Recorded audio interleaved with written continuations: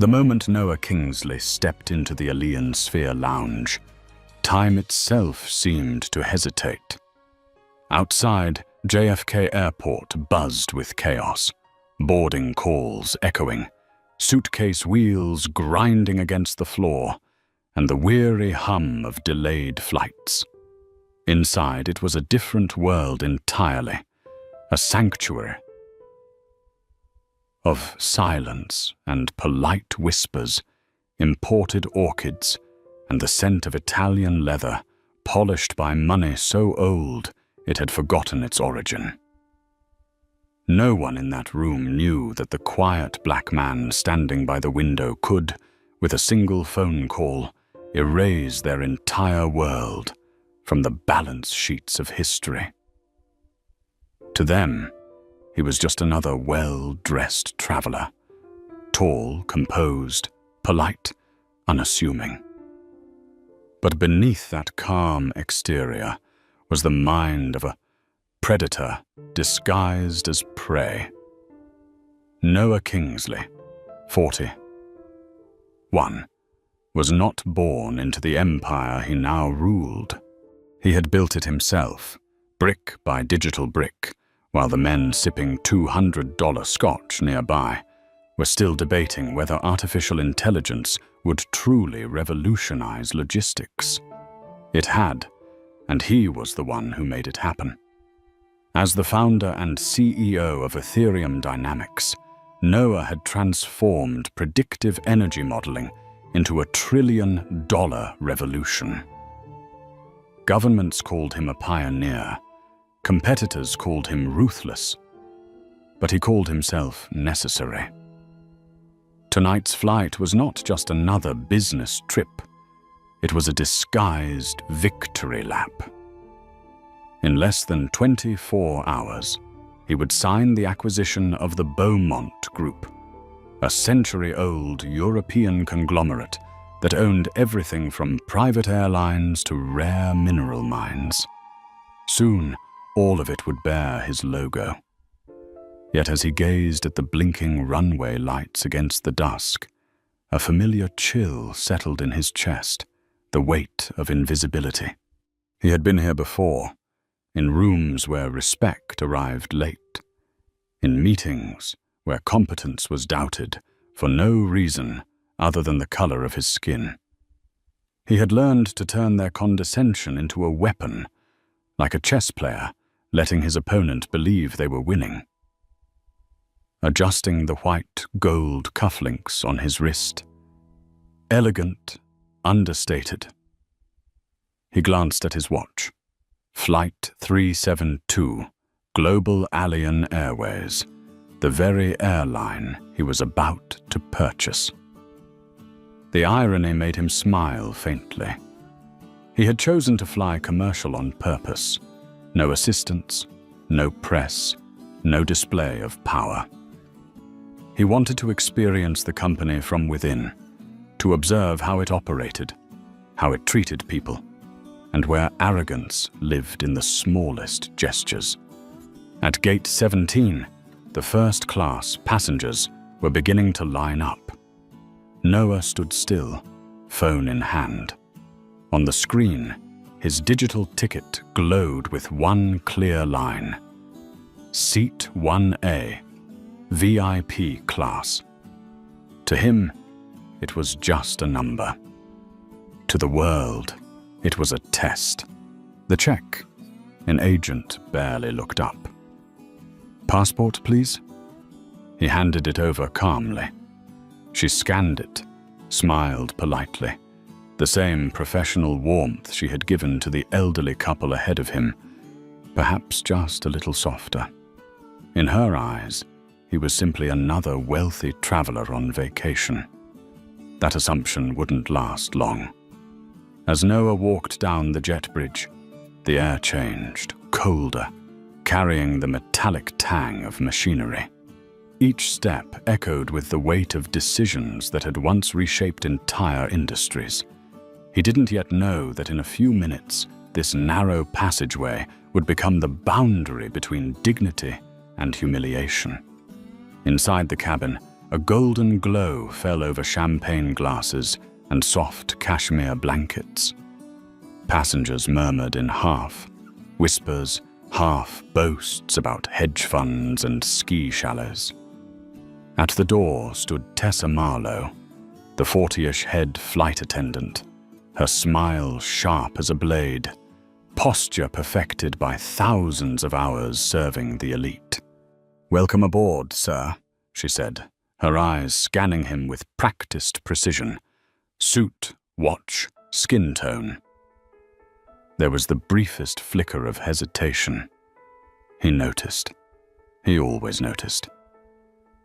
"Noah Kingsley, seat 1A.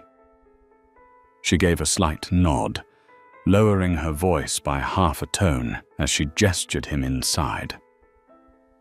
The VIP cabin was immaculate. White leather seats, ambient lighting, an atmosphere of complete control. Noah set down his briefcase, loosened his tie, and leaned back. His body relaxed, but his instincts did not. Years in business had taught him that imbalance always began in silence.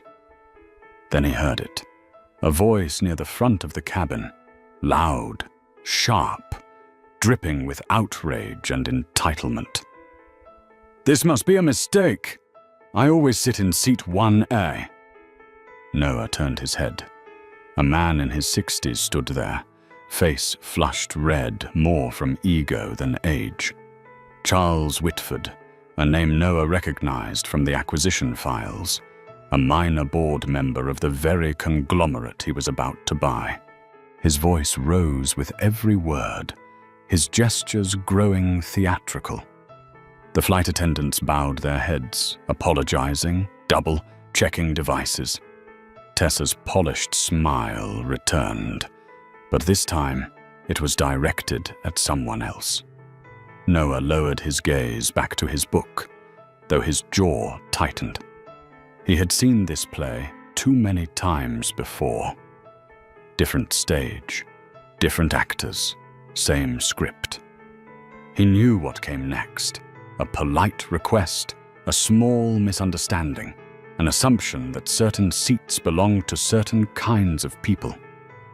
And as he turned the page, a sharp, dangerous thought slipped through his mind. If they were about to make that mistake, they were going to learn exactly what it would cost. "Excuse me, sir."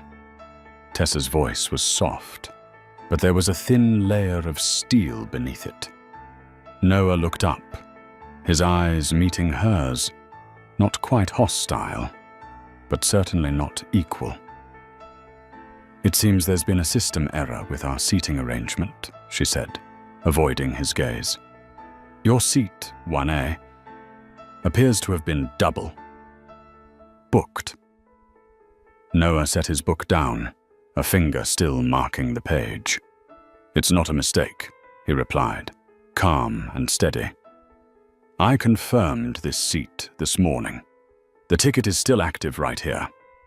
He lifted his phone, the blue screen clearly displaying Kingsley, Noah, seat 1A. But Tessa didn't look.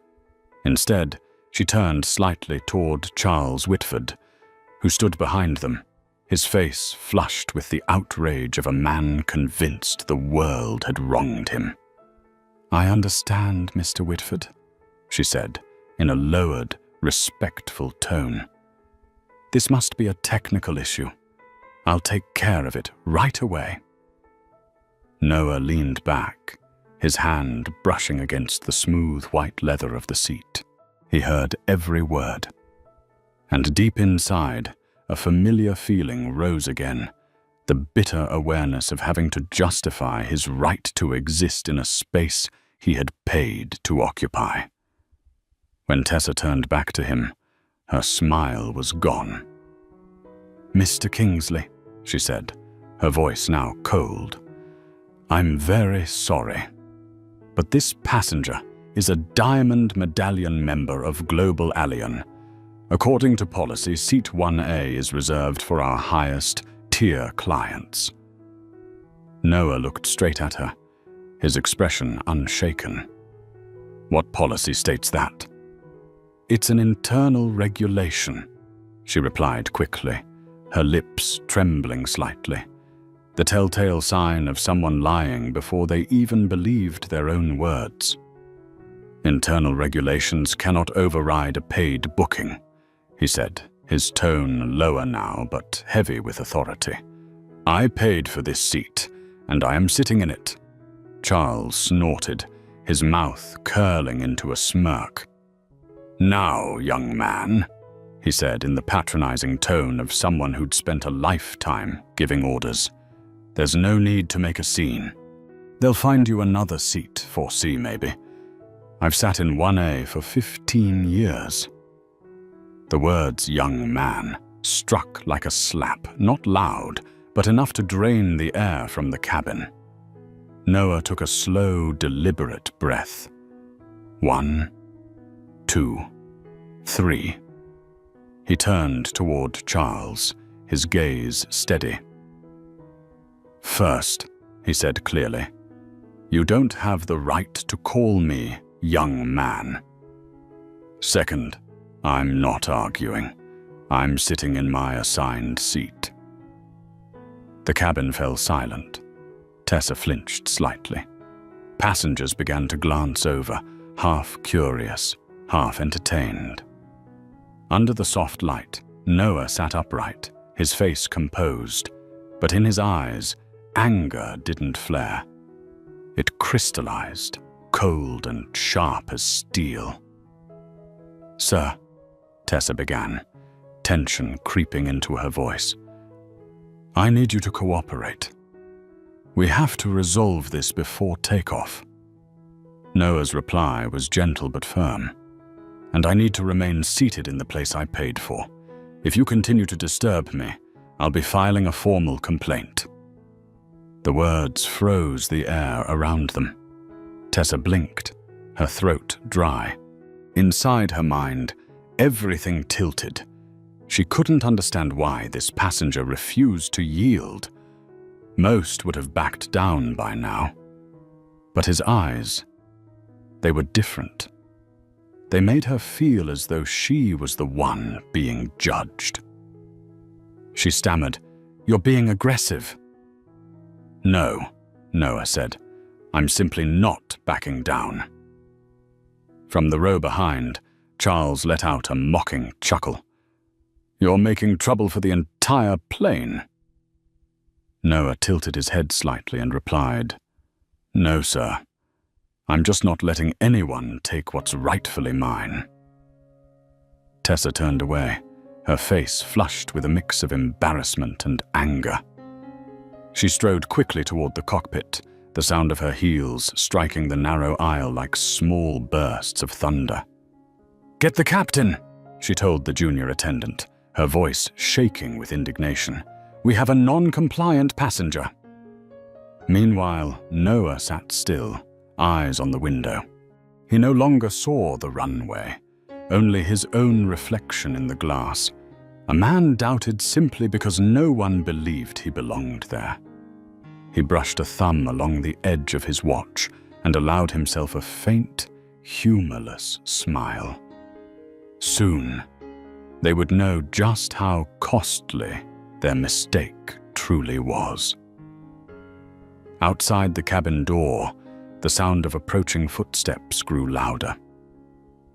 Captain Walter Briggs was on his way toward him, and with him came an entire system of bias about to ignite the most expensive scandal in aviation history. The first-class cabin door swung open, and with the metallic echo that followed, the air inside seemed to change color. Captain Walter Briggs, broad-shouldered and imposing, stepped in like a general entering his battlefield. He carried with him a cold kind of authority, the kind built from years of giving orders, not listening to them. Tessa followed close behind, her face flushed, her breath quick and uneven. "Captain, that's him," she said, her voice still trembling. passenger in 1A. He refused to comply. We can't take off.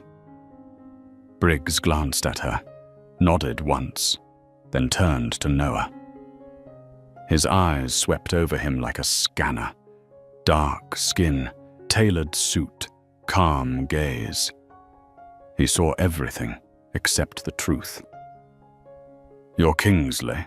he asked curtly. Noah nodded slightly. "Yes." "I'm told you're sitting in the wrong seat." "No," Noah replied, setting his book down. "I'm sitting exactly where I paid to sit." Briggs folded his arms. "We have a priority passenger who needs that seat. I'm asking you to move to 4C, or you'll have to deplane."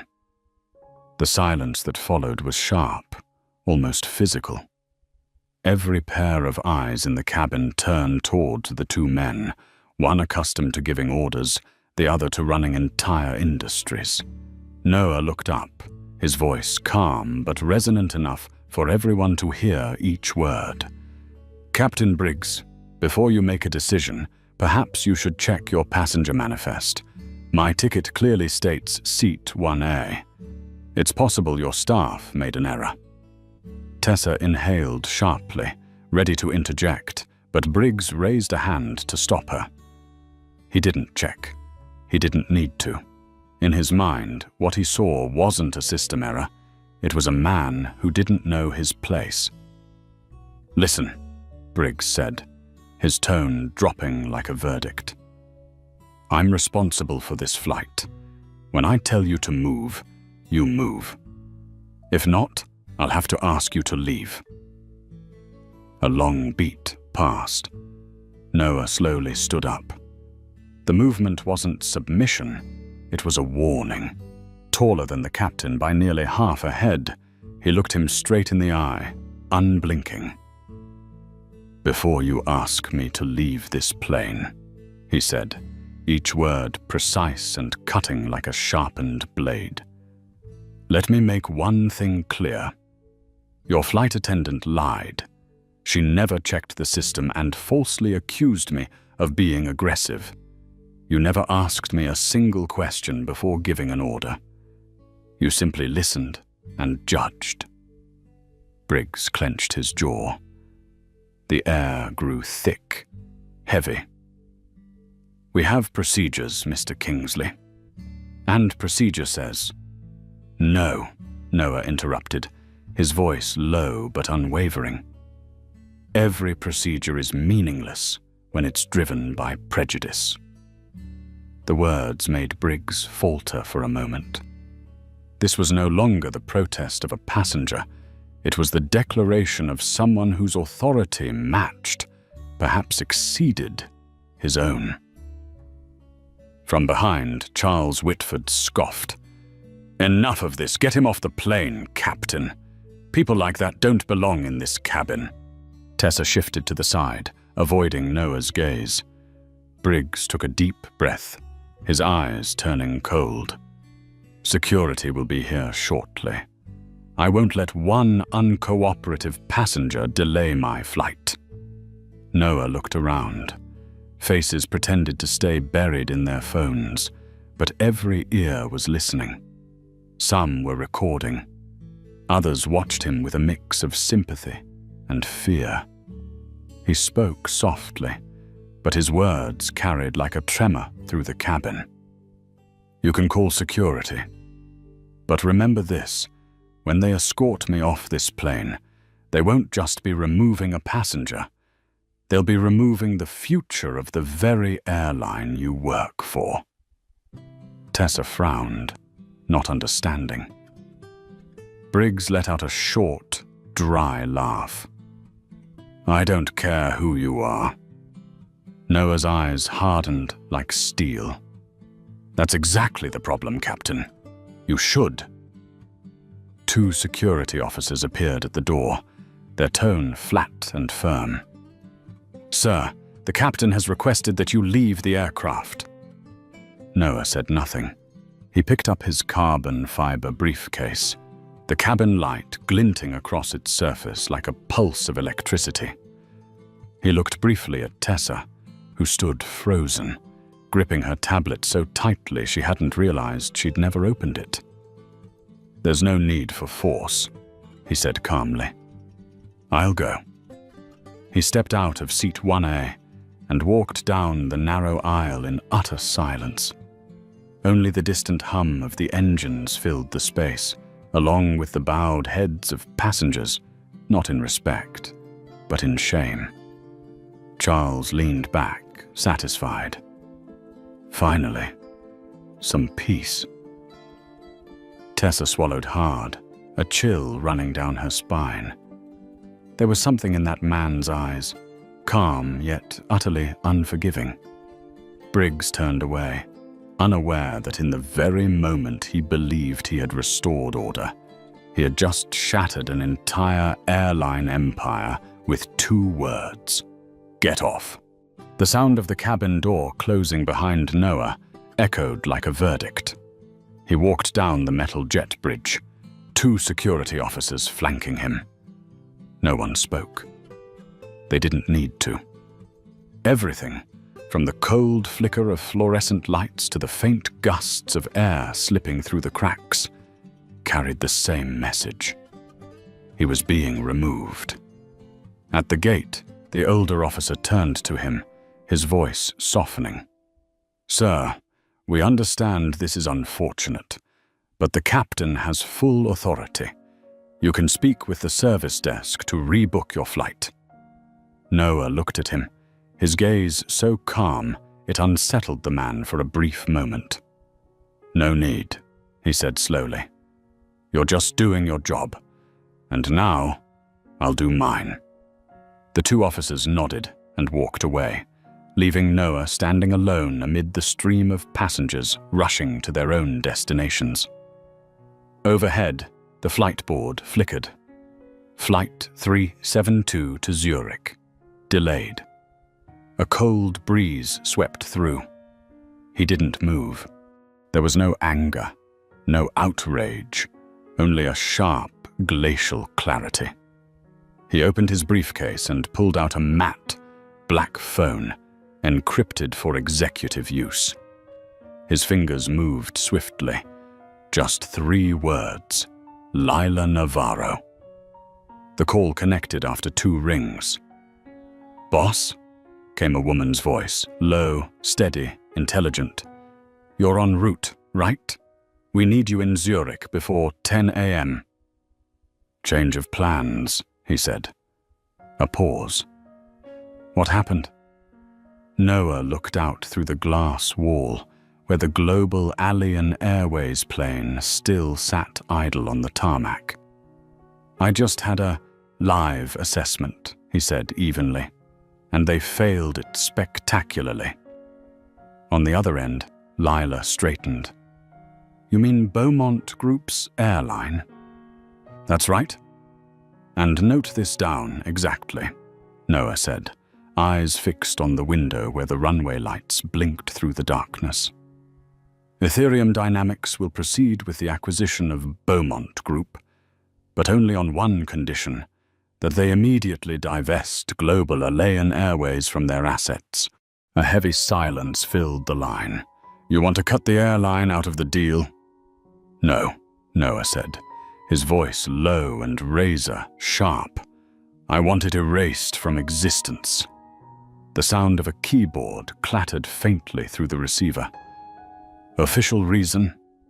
Noah gave a faint smile, the kind of smile belonging to a man who had just discovered the perfect leverage in a high-stakes game. "Write this.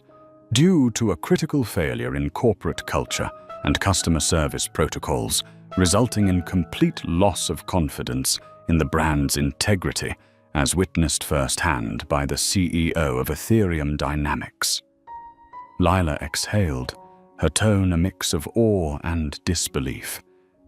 "That's a killing blow. They'll have to sacrifice the airline to save the rest." "Exactly," Noah said. "Send it now. Mark it top priority. Copy Henri Beaumont and the entire board, and loop in our legal division in Zurich. Should I mention the incident specifically?" "No need," he said quietly. "They'll know." "Understood," Lila replied. "This message will reach them in 90 seconds. "Excellent," Noah said, then ended the call. He checked his watch. 9:14 p.m. The entire process had taken less than 2 minutes. 2 minutes to end a century. Old aviation dynasty. Through the thick glass, he could see figures moving inside the cockpit. The pilots who believed they'd won. The flight attendants pouring celebratory champagne for a smooth departure. None of them realized the ground beneath them was already cracking. A young airport attendant passed by, glancing at Noah with curiosity.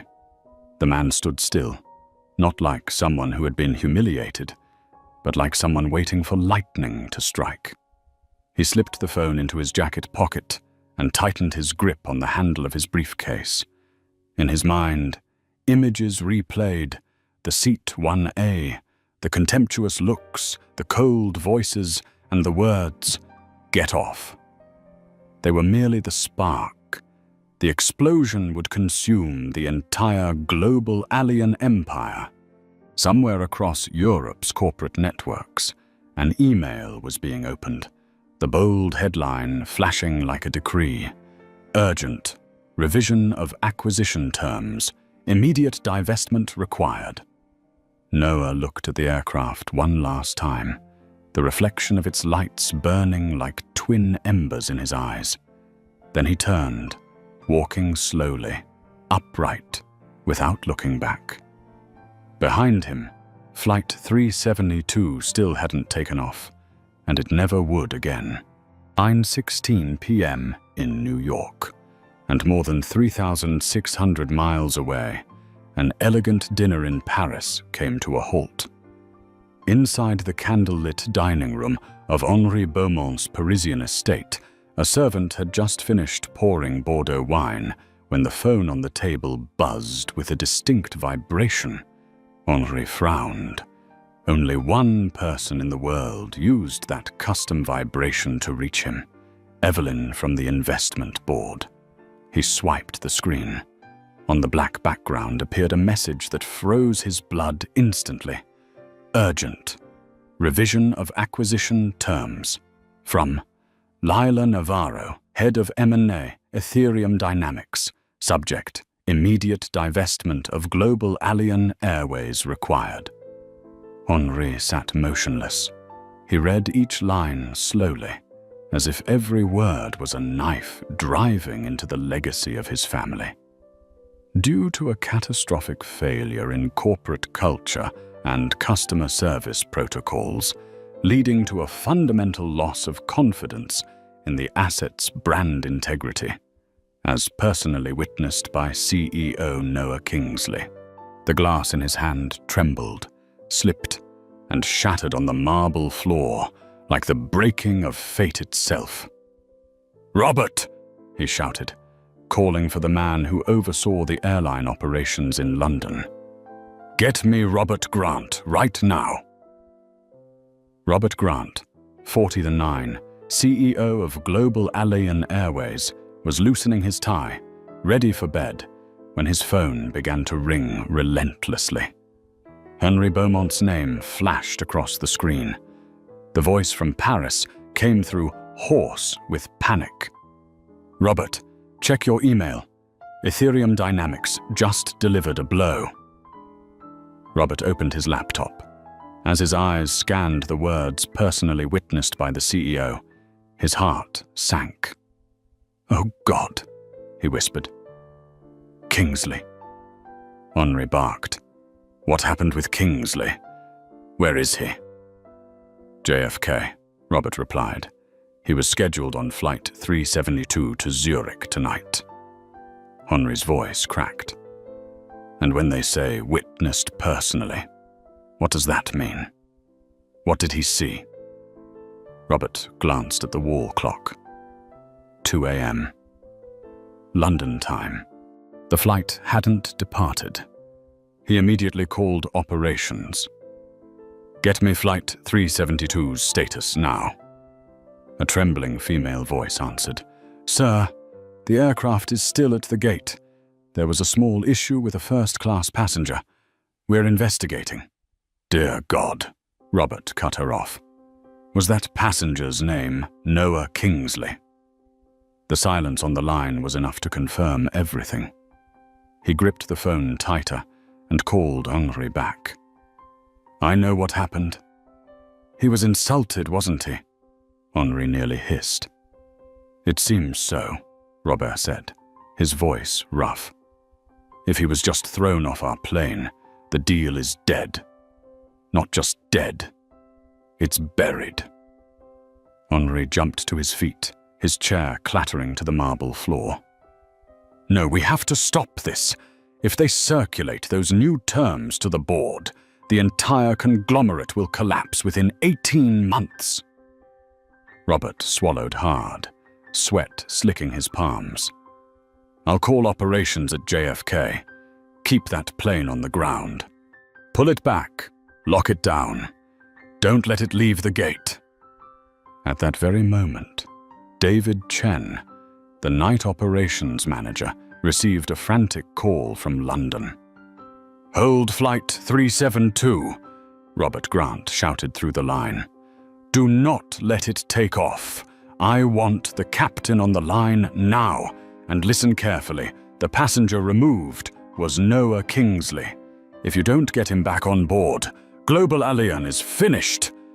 David froze, his pulse pounding. He dropped the headset and bolted from his office, shouting across the terminal, "Stop the pushback! Hold position!" The warning siren blared. The jet bridge, which had just been detached, slowly rolled back toward the aircraft. Under the bluish-white lights, sweat glistened on David's forehead. He had no idea what had just happened, only that some mistake was now consuming his entire career, and possibly thousands of others. The engines, moments from roaring to life, powered down completely. Passengers looked up in confusion. In the cockpit, Captain Briggs scowled and barked into the intercom. "Ground control, what's going on? We're cleared for departure." The response crackled through with distortion. "Hold position, Captain. Orders from headquarters. A company representative is en route." Tessa looked out the window, her heartbeat quickening. The jet bridge was moving back into place. She didn't understand. She couldn't. But an icy dread crept up her spine, the unmistakable sense that a storm was coming, and she was standing at its center. Back in the Paris mansion, Henri Beaumont was frantically calling every board member he could reach. "We lose the entire deal if we don't sever the airline within 24 hours, he said, his voice raw and desperate. "Noah Kingsley just turned our mistake into a weapon of mass destruction." In London, Robert Grant gripped his phone tightly, his eyes fixed on the radar display showing Flight 372. The word "delayed" blinked in red like an omen of doom. He exhaled a single sentence, quiet and broken, more confession than statement. "It's not that he's flying with us. It's that we're all falling into his hands." The cabin door burst open, slamming against the metal wall with a sharp, echoing clang. Every head in first class turned, and then the room fell into absolute silence. A man in a wrinkled suit, drenched in sweat and gasping for breath, stormed inside. It was David Chen, the night operations manager at JFK Airport. His voice cracked as he nearly shouted, "Captain Briggs, who gave the order to remove that passenger from this plane?" Captain Briggs turned, frowning. "Who are you? We're about to depart." "Depart?"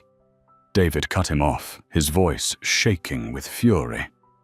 "You just threw off the one person this company could never, ever afford to touch." The cabin went still. The only sound left was the hiss of the air conditioning, carrying with it the cold, metallic scent of fear. Tessa froze, her hand still gripping the tablet on her wrist. Her lips trembled. What's going on?" David spun toward her, his eyes wild not with anger, but with something far worse, panic and despair. "You just threw Noah Kingsley off this plane." The name hit the cabin like thunder. Passengers glanced at one another, some gasping under their breath. Tessa took a step back. No, that's impossible.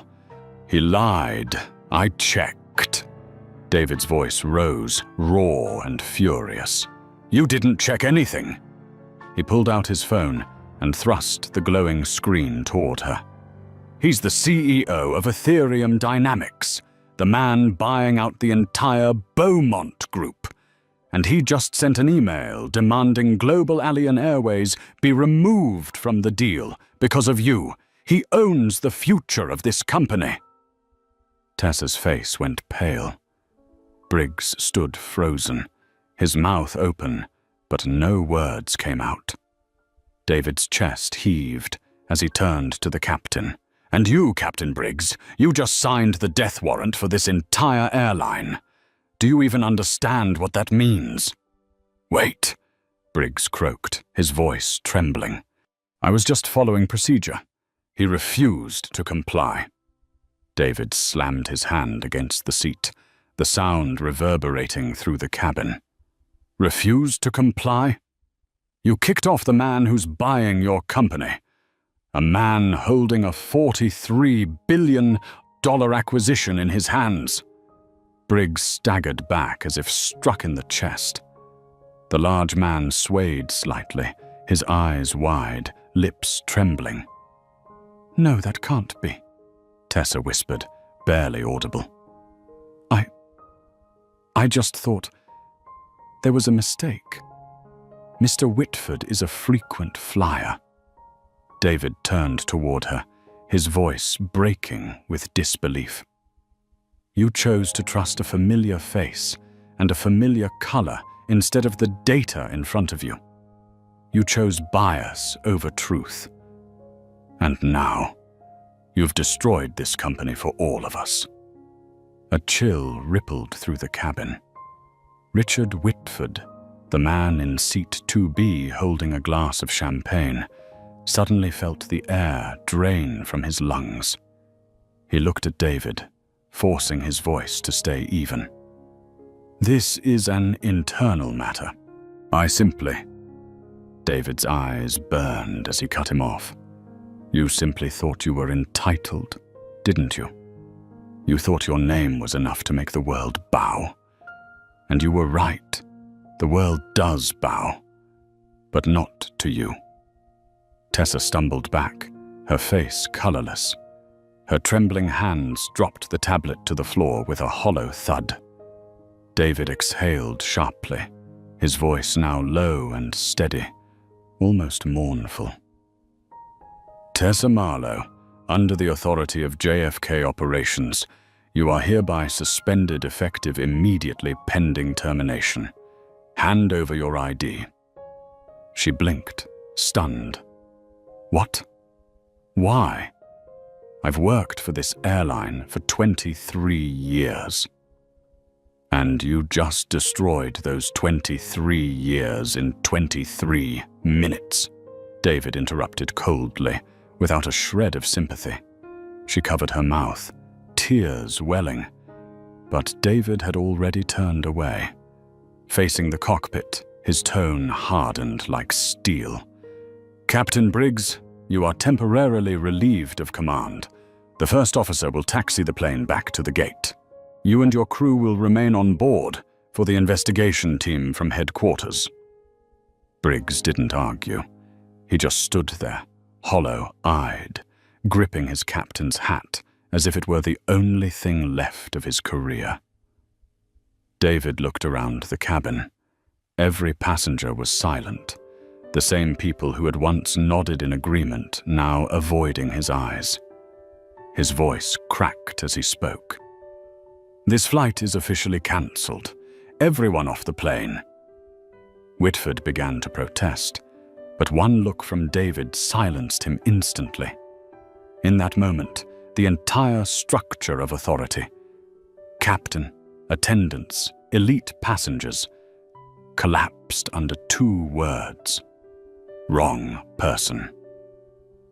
As passengers began to disembark, David stood motionless in the empty cabin, his gaze fixed on seat 1A, the white leather still faintly indented where Noah had sat. He drew a long breath. There, in that silence, he realized he had just witnessed not only the downfall of a flight, but the fall of an empire. 3 a.m. A small interrogation room, buried deep inside Global Alien Airways Operations Center at JFK, blazed with harsh fluorescent light. No windows, no clock. Only the cold metallic scent of the air and the suffocating stillness of something sealed shut, like a coffin lid. Tessa Marlowe sat across from a human resources representative, a woman in glasses whose expression was as unreadable as a mask. In front of Tessa lay a single sheet of paper, printed and ready, waiting only for her signature. "Ms. Marlowe," the woman said evenly, her voice devoid of emotion. "Under Article 12, Section C of your employment contract, you are hereby terminated effective immediately for actions resulting in severe damage to the company's reputation and financial interests." Every word cut through Tessa like a blade. She lowered her head, fingers tightening around the edge of the table. I've worked here for 23 years. I've never been disciplined." The woman didn't look up. "And today, you cost this company a $43 billion deal." Tessa let out a choked sob. "I didn't know. How could I have known who he was?" The HR representative gently pushed a box of tissues toward her. "That's precisely the problem, Ms. Marlowe. You weren't supposed to know. You were supposed to treat every passenger with the same respect." Tessa broke down, her sobs echoing off the sterile walls. The woman stood, gathering the document. "Security will escort you out. Your personal belongings have been packed." Tessa glanced around the empty room, nothing but white light and a red recording light blinking from the corner. 23 years reduced to a single cardboard box. The next morning, when she walked out of the airport, the sky was dull grey, and the wind carried the heavy smell of jet fuel. Her phone buzzed non-stop. Hundreds of messages, thousands of notifications. A video had gone viral. The camera angle was slightly tilted, but the image was painfully clear. Tessa standing before seat 1A, her voice sharp, saying, "Sir, your tone is becoming aggressive. I'm trying to help you." The clip spread like wildfire. Within hours, millions of views, hundreds of thousands of comments. A hashtag emerged. #Gatekeeper of the skies. People mocked her, edited memes, even created dance parodies mimicking her voice. Each time she opened her phone, her name appeared alongside words of ridicule. This is exactly why airline service is so terrible. A perfect face for arrogance. She shut her phone off, but the damage had already escaped the screen. Neighbors avoided her. Her son came home from school with red eyes and whispered, They played your video in class." Her husband, always a quiet man, started sleeping on the couch. The house grew as cold as an empty airplane cabin. A month later, Tessa began searching for work. She sent dozens of resumes, interviewed at smaller airlines. At first, things seemed promising, until the interviewer opened a laptop, typed a few words, and their expression changed. "Oh, you're that person." Each interview ended with a polite handshake and a cold smile. 23 years of experience couldn't save her from 5 minutes of prejudice. 7 months later, she was working at a supermarket in suburban New Jersey. Her uniform was a faded red vest with a name tag that read Tessa, head cashier. Every day was the same. The beep of scanners, the smell of cheap plastic, the blur of impatient customers. One humid afternoon, a middle-aged man approached her register, carrying a cooler and a bag of ice. He wore a suit, a silver watch, the look of someone familiar. Tessa looked up, her breath catching in her throat. It was Richard Whitford, the man who had stood behind her in first class. His eyes glimmered with cruel satisfaction. He leaned in slightly, his voice dripping with mockery. "Looks like they finally found the right place for you, Tessa." Then he walked away, the sound of his shoes striking the floor like hammers against her memory. Tessa stood still, the receipt still in her hand, her vision blurring. She didn't cry anymore. There were no tears left. Only a cold understanding remained. This was the feeling she had once made someone else endure. Karma doesn't strike like thunder. It arrives like the steady beeping of a scanner, over and over, reminding her that justice sometimes wears the face of the ordinary. Meanwhile, in Washington, D.C., an FAA investigation had begun. The next person to sit in that same interrogation room would be Captain Walter Briggs.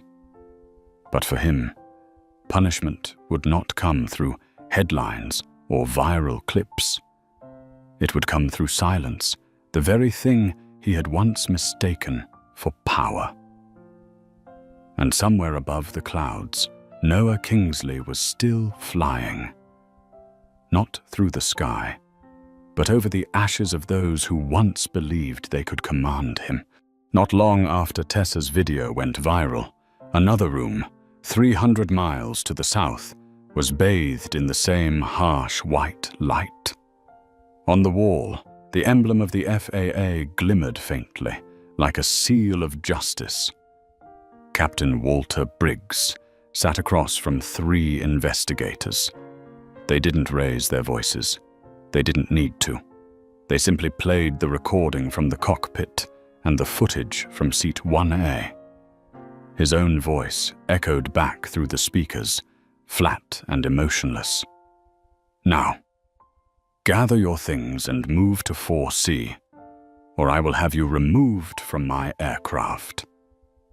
Then came Noah's voice, deep and calm, so controlled it was colder than anger itself. "You have boarded your own aircraft, sided with a man who is making a baseless claim, and threatened to remove a paying customer, all because you are worried about a 5-minute delay." When that last sentence played, Briggs lowered his head. One of the investigators spoke, his tone measured but firm. "Captain Briggs, in the 30 seconds you spent arguing with that passenger, you could have verified the ticket information. Why didn't you?" Briggs said nothing. There were no procedures left to hide behind, no orders to obey. Only one truth remained: arrogance. He left the room with his pilot's license still intact, but there were no flights waiting for him. Every major airline kept their distance, avoiding the name Briggs as if it were a permanent stain. Months later, he received his only offer from an old cargo company called Air Hall Express. From first-class cabins and champagne to overnight medical shipments in cramped cockpits, he fell into the mechanical heartbeat of a dying engine. His new co-pilot, Gus, a stocky man with grease-stained hands and a thick mustache, greeted him with one sentence. "Here, we don't have passengers to humiliate, Captain. Just cargo to deliver. And tonight, that cargo is you." Briggs didn't respond. He simply nodded, put on his headset, and stared through the scratched windshield. Above them, a Dreamliner streaked across the sky, leaving a glowing trail like a scar carved into the darkness. Gus chuckled hoarsely. "See that, Frank? That's the world you used to belong to. Now we're just truckers with wings." Briggs stayed silent. For the first time in his life, he truly felt small. One stormy night over the Rockies, the icing alarm sounded. Briggs calmly suggested a change in altitude, his voice still carrying the habit of command. Gus didn't look at him. "I fly this bird, co-pilot." The words were harmless on the surface, but to Briggs, they were a verdict. Every command he'd ever given to Noah now came back to haunt him, and this time, he was the one being told to get off. When they landed in Denver, Briggs stepped off the plane, removed his epaulets, and dropped them into a trash bin. He walked away from the sky forever. Meanwhile, in London, Richard Whitford sat in the boardroom of Sterling Price Holdings, facing 12 board members. Before him glowed a report bathed in red, over $12 million lost in the first week after the failed acquisition. No one spoke. Finally, the new chairman, a cold-eyed financier from an investment fund, slid a signed document across the table. "You should leave before we vote." Richard gave a weak laugh. "I'm a Whitford. I've sat on this board since before most of you were old enough to drink." The man's reply was glacial. "And that's exactly why we're losing. The world has changed, Mr. Whitford. You haven't." No one escorted him out. He left the building like a ghost, his phone silent. No calls coming in. A month later, the charities that once proudly listed his name sent polite letters of thanks, each with a quiet note at the end. "There's no need to return next year." He attended his annual gala, but those who once shook his hand now avoided his eyes, as if afraid to catch the contagion of disgrace. And the final blow came from within his own walls. His son, the heir he had groomed for decades, was terminated in a restructuring led by the new board. The Whitford family, once a symbol of the old order, was erased from relevance by a single flight and a single line. Some people just have to learn the hard way. Richard finally understood. He had learned, but far too late, and the cost was an entire legacy. In Zurich, inside a glass-walled conference room on the 42nd floor, Noah Kingsley signed the final documents, completing the acquisition of Beaumont Group, without the airline attached. When he rose, camera flashes burst like lightning, and the next morning's financial headline read, "Ethereum Dynamics closes 43B deal with a new definition of accountability." Noah didn't celebrate. He simply turned toward the vast window, where planes looked like tiny insects lifting into the Swiss sky, and thought, the old world has fallen, and this time no one can buy it back. 3 weeks later, Zurich was drenched in sunlight. The 42nd floor conference room of Ethereum Dynamics glowed under the reflection of the lake outside. Floor to ceiling glass walls framed the horizon, a symbol of the vision Noah Kingsley had just reclaimed. The international press conference was underway. Reporters filled every inch of the room, cameras flashing and lenses focused, waiting for the CEO who had just shaken an entire European conglomerate to speak. Noah stepped up to the podium. No tie microphone, no LED screens behind him. Just him, standing tall, composed, the morning light glinting off the glass floor beneath his feet like a halo of quiet authority. The acquisition between Ethereum Dynamics and Beaumont Group, he began, his voice steady and resonant, has been officially completed. But we did not just purchase assets. We are redefining a concept, accountability. He paused, scanning the room. In this era, companies do not collapse because of numbers. They collapse because of culture. Because arrogance hides behind procedure, and prejudice disguises itself in polite language. The room fell completely still. Noah continued, his voice calm but deliberate. We are calling this new initiative the Airline Accountability Fund. It was born from an extraordinarily costly lesson, one that I witnessed firsthand on a flight I'm sure you've all heard about. A ripple of murmurs moved through the crowd, then faded. Noah gave a faint, almost wistful smile. I will not mention any names. History has already written that part. But I will say this. Justice is not punishment. It is transformation. The screen behind him came to life, displaying the fund's core initiatives. Full scholarships at Howard and Spelman for students studying business ethics and management. A partnership with MIT to develop an AI system that measures empathy index within internal communications to detect early signs of bias or abuse of authority. And a global leadership training program where CEOs must spend 70-ton 2 hours working anonymously at the lowest levels of their own companies. The room was silent. This was not a speech. It was a verdict rendered in civility, a new form of justice written into policy. Noah closed his notebook and looked directly at the front row, where the major investors sat in rapt attention. "Do not mistake this for revenge," he said softly, his tone intimate, almost confessional. "I am not taking revenge on anyone. I am simply giving the world back what it lost. Respect." As he stepped down from the stage, applause broke out.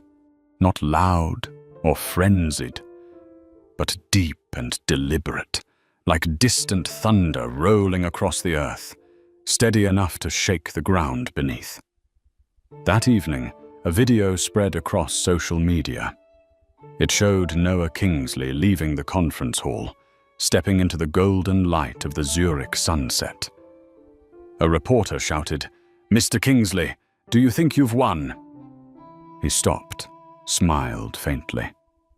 "No," he said, "I haven't won. I've simply reminded everyone that every seat must be earned through dignity, not privilege." Then he walked on, leaving behind the sunset spilling across the pavement like a ribbon of gold, a symbol of a new era, one led by those who were once underestimated, who learned to rise, to stay silent, and to triumph through wisdom. Late at night in Zurich, the hotel room was so quiet that the sound of wind slipping through the window frame could be heard. Noah Kingsley stood by the glass, a glass of whiskey shimmering in his hand, his gaze fixed on the sky.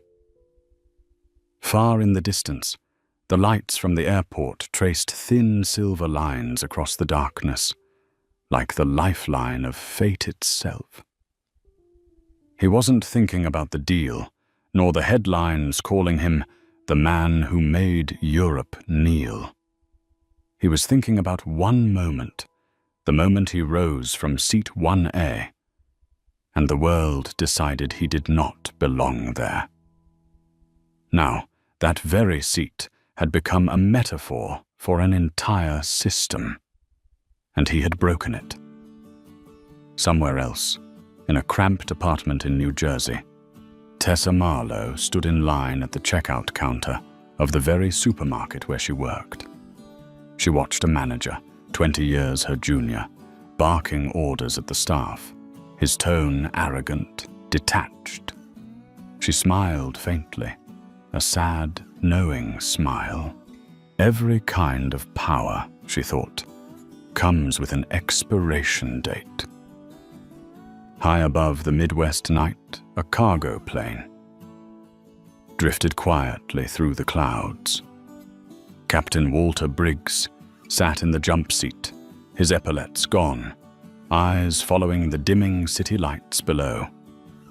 For a fleeting moment, he saw something he had never truly seen before. The sky looks different when you no longer have your hands on the controls. And in London, Richard Whitford sat alone in his mansion, the ticking clock echoing through the room. On the television, a business report showed Noah Kingsley shaking hands with world leaders. Richard let out a bitter laugh. "He didn't steal my seat," he murmured. "He just took it back." Outside Noah's window in Zurich, another plane lifted into the night, its white contrail cutting across the sky like a stroke of light through darkness. Noah watched it rise, took a slow sip of his drink, and whispered, "Justice doesn't fall from the sky. It rises from the ground." From the perspective of a specialist in corporate culture and ethics, Noah Kingsley's story is not merely a tale of revenge in the skies, but a vivid illustration of how power evolves in the modern era. In that evolution, those who once believed themselves to be above are brought down, not by retaliation, but by truth. And the man who was once underestimated chose to respond not with fury, but with intellect.